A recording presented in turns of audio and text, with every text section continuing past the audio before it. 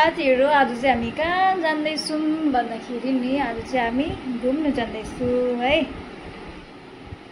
र रेडी भइसकेको छु अब जानुको लागि चाहिँ हो हेर्दै गर्नु होला मेरो सानो ब्लग है मसँग चाहिँ अब बहिनी छ है यहाँनिर अझै अर्को बहिनी पनि भेट्छ बाटोमा है तपाईहरु तक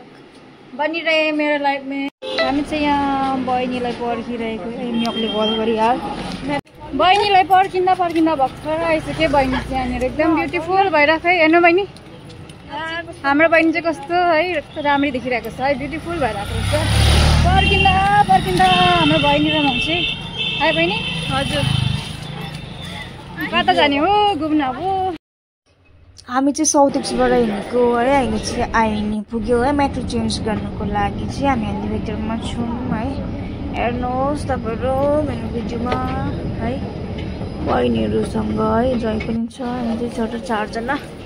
यो चाहिँ आइनेको हामी चाहिँ कस्तो भएर चाहिँ यहाँ उभिरहेको छु भनिन्छ है बहिनी पूजा बहिनी हैन शर्माको पुरा हामी चाहिँ यहाँनिर बस्ने त पुरै छैन यहाँनिर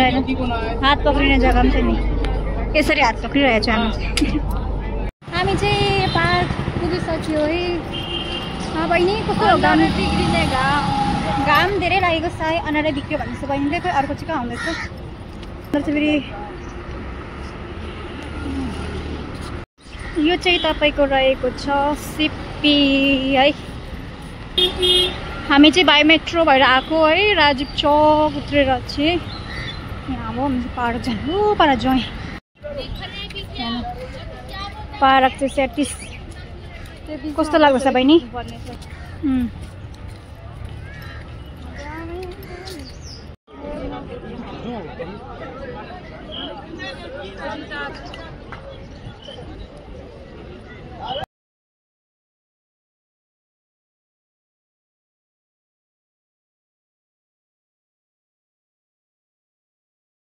हामी चाहिँ घुम्नु सक्यो है अब बसेर पनि सक्यो अब जाने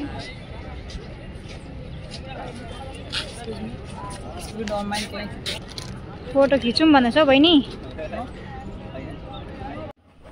यहाँ चाहिँ कस्तो दामी फुल थियो कि मैले चाहिँ बहिनीलाई सानो भिडियो बनाइदिएँ न बहिनी भनेर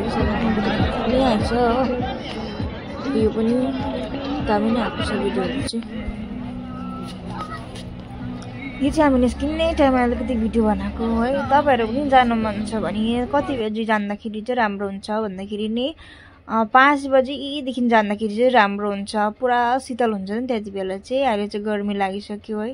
तपाईहरुलाई जानु छ भने चाहिँ 5 o'clock तिर जानुहोस् है त्यहाँनिर एकदम रमाइलो हुन्छ त्यहाँनिर है एकदम पिसफुल है शान्ति है पुरा फ्लावर्सको गार्डन नै घर हुन्छ दामी